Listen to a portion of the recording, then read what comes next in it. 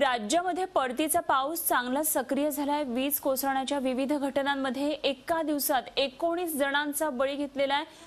गेल्या 48 तासांमध्ये वीज पडल्यामुळे मृत्युमुखी पडलेल्यांची संख्या 36 वर पोहोचलेली आहे। दुष्काळाने होरपळलेल्या मराठवाड्याला परतीचा पाऊस दिलासा देत असला तरी सुद्धा वीज पडल्याच्या घटनांनी अनेक बळी सुद्धा घेतले गेलेत। आज मराठवाड्यामध्ये 8 जणांचा बळी गेलेला आहे आणि यामध्ये परभणीचे 3, औरंगाबादमध्ये 2, बीडमध्ये 2 आणि जालन्यामध्ये एका तरुणाचा मृत्यू झालेला आहे। गुरुवारी 11 तर शुक्रवारी 6 जणांचा वीज पडल्यामुळे अंत झालेला होता।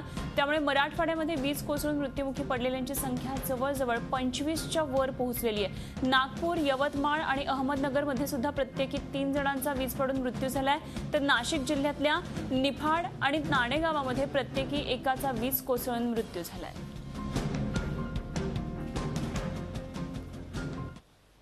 अनुपमा, मराठवाड्यावरचं संकट संपेना असं चित्र आपल्याला म्हणावं लागेल। सुरुवातीला पाऊस नव्हता, त्यानंतर पाऊस आला, पावसामध्ये अनेक घरं वाहून गेली, अनेक इसम सुद्धा वाहून गेले। त्यानंतर मोठा दुष्काळाचं सावट दूर झालं असं चित्र असताना पुन्हा परतीच्या पावसानं दिलासा दिला। मात्र या परतीच्या पावसानं दिलासा देण्यासोबतच एक आसमानी संकट सुद्धा मराठवाड्यावर टाकलंय। आतापर्यंत या क्षणापर्यंत मराठवाड्यात जवळपास 25 जणांचा वीज पडून मृत्यू झालाय।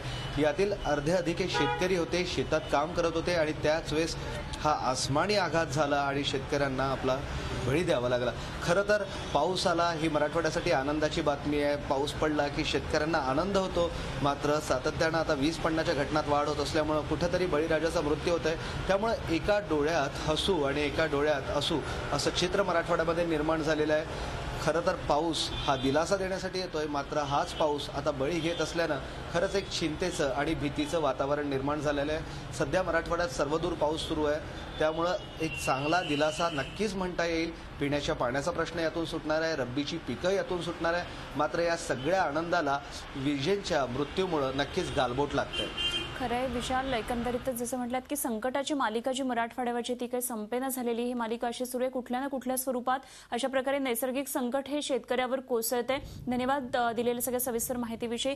एकंदरीतच राज्यामध्ये आपण बघतोय की आतापर्यंत 36 जणांचा बळी वीज अंगावर कोसळून फक्त झालेला आहे आणि या संदर्भात सध्या आपल्याबरोबर बोलण्यासाठी आहेत हवामानशास्त्रज्ञ डॉक्टर जी.आर. कुलकर्णी। सर नमस्कार।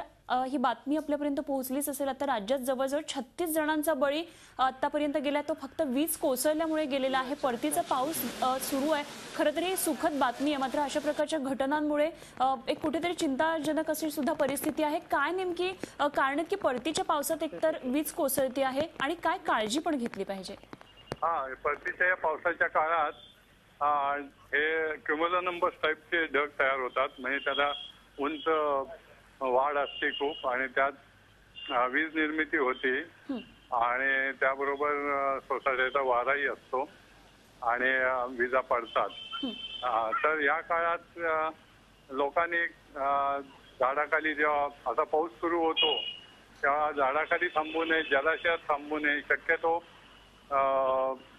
आश्रय घ्यायचा असेल तर एखाद्या वाहनात येथे घेतला तर मग त्रास होणार नसतो। पण आपण शेतकऱ्यांसाठी काही सांगू शकतो का सर? कारण शेतात जसं आज जी घटना घडली अहमदनगरमध्ये, शेतात काम करत होते, पेरणी करत होते आणि अशा वेळी सोसाट्याचा वारा आला, पाऊस पडायला लागला आणि अशा वेळी त्यांना कुठल्याही प्रकारचा आसरा नव्हता, झाडाखालीच थांबले गेले होते शेतकरी। तर मग अशा वेळी शेतकऱ्यांनी नेमकं काय करावं? अशा शेतकऱ्यांनी शक्यतो झाडाखाली जाऊ नये, कारण वीज ही असाच शोधत असते की जे निमुळता भाग असतो आणि झाड त्याप्रमाणे वर वाढलेलं असतं आणि त्यामुळे ते झाडाकडेच आकर्षिले असते। अशा वेळेला उलट उभं न राहता खाली झोपलं, जमिनीवर आडवं पडलं तर धोका कमीच होतो। ज्याच्या वेळी जमिनीवर आडवं पडावं हे त्यावेळेसचा एक चांगला उपाय म्हणावा लागेल। सर धन्यवाद आपण दिलेल्या सगळ्या सविस्तर माहितीबद्दल। Doctor G.R.. कुलकर्णी हवामानशास्त्रज्ञ आपल्याबरोबर होते। आमचे प्रतिनिधी विशाल करोडे आपल्याला औरंगाबादमधून आणि एकंदरीतच मराठवाड्यातल्या परिस्थितीविषयी सांगत होते। झी 24 तास रहा एक पाऊल पुढे।